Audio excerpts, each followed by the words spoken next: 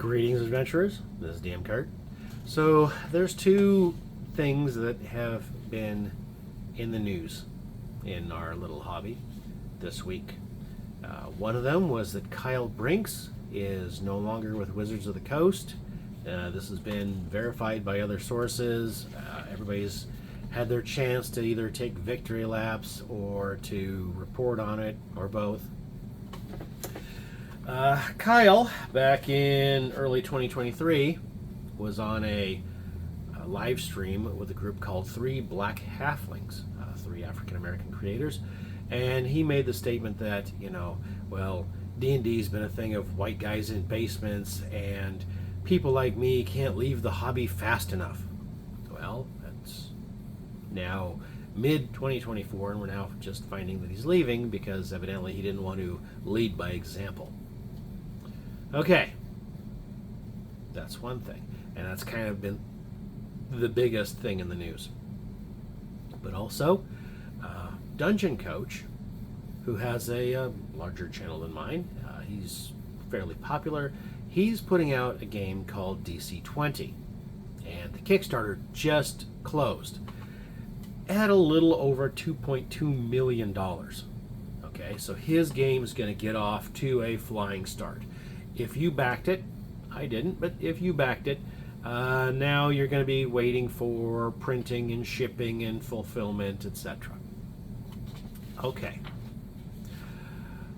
What ties these two things together is DC20 made that kind of money for three reasons. Okay. One, the game itself.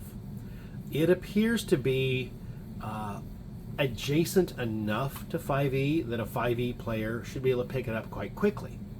And yet, the mechanics that we're hearing sound good to a lot of people. Some say that they're just, mix-matched from other games, etc. There's only so many ways that you can do mechanics. Whatever, okay? It looks like a game that a lot of people who play it are going to enjoy. Cool. One, the game itself. Two, the marketing. Okay. Dungeon Coach has put the shoe leather to the street. Okay. He has made video after video advertising his product, as he should. I mean, if you believe in your product, you should be putting the effort. He did. He's managed to put review copies into hands of people that would review it. Okay, he has stirred the marketing pot, making sure the word got out there. That's essential. I know of a handful of folks who make their own stuff and they put the word out there. Okay, and if you don't, you ain't gonna get anywhere. Okay, doesn't matter how good your game is, if nobody hears about it, it ain't selling. That's the way it is.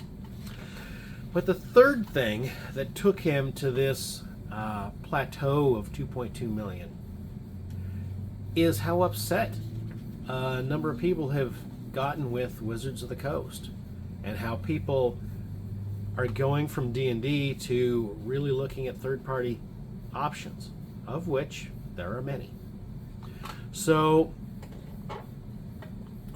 we can't really say that Wizards has done a great job with the last year and a half. Okay, so let's take a little stroll down memory road. Alrighty. Late 2022, Cynthia Williams saying, well, D&D's not monetized enough.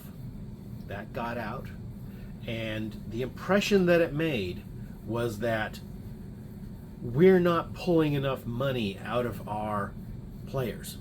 We want to make it more expensive for the players. That was the interpretation of it's not monetized enough. Okay, so that got under some people's skin. She was speaking to shareholders and corporate types, and this just kind of a consider the context, early 2023, the OGL scandal, where they finally noticed that, hey, people are making money putting out third-party content. how can we get a little bit of that? Well, you kind of already are. When there's third-party content, there's game materials to play. When there's game materials to play, there's more people in the hobby sticking with your system.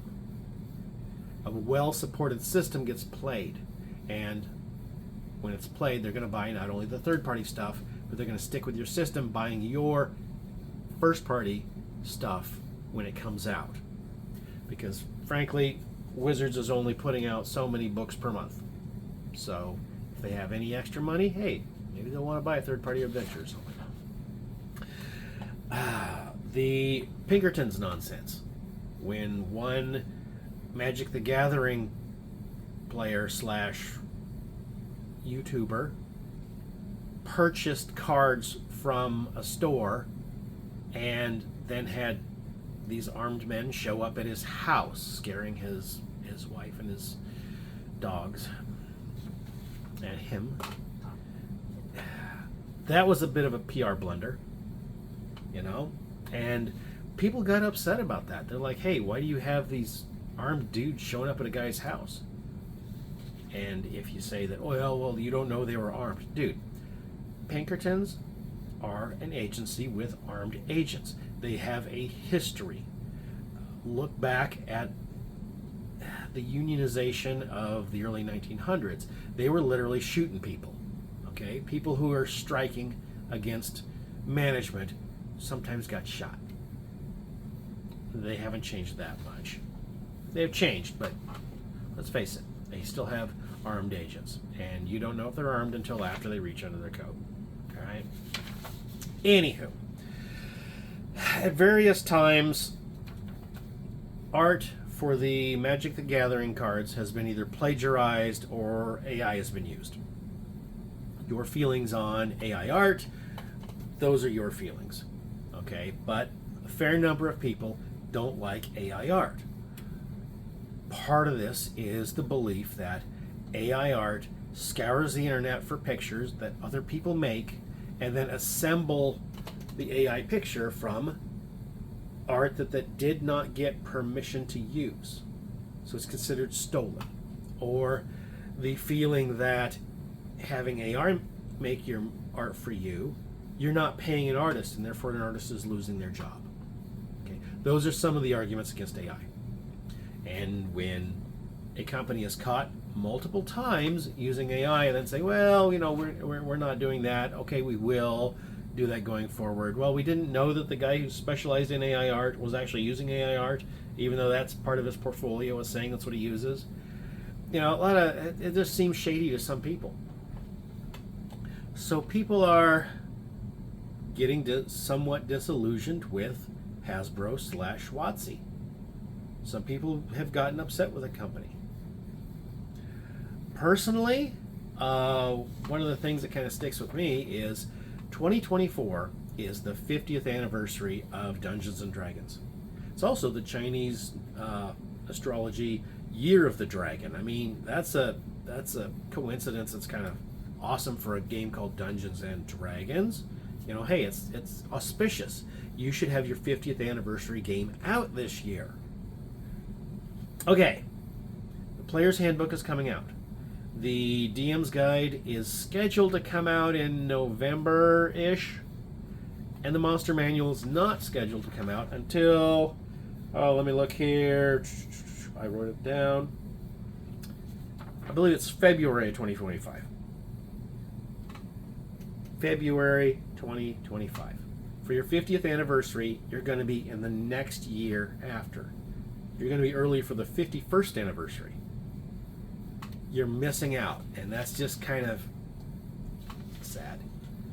But this disillusionment that a fair number of people are having with the company is kind of getting them to look around, and some of them are genuinely upset with the company. And that is the third leg of the stool of getting these Kickstarters that keep hitting the $1 million plus mark. The first one that I know of was Shadow Dark, hitting the $1 million plus mark. And that was fresh after the OGL. That was early 2023. Kelsey Dion put out a good game. I mean, I'm looking at it and thinking, hey, this is a great setup. You could do a lot with it. $1 million plus mark. So, anyway, that's just my opinion. Let me know what you think. Jim Kurt out.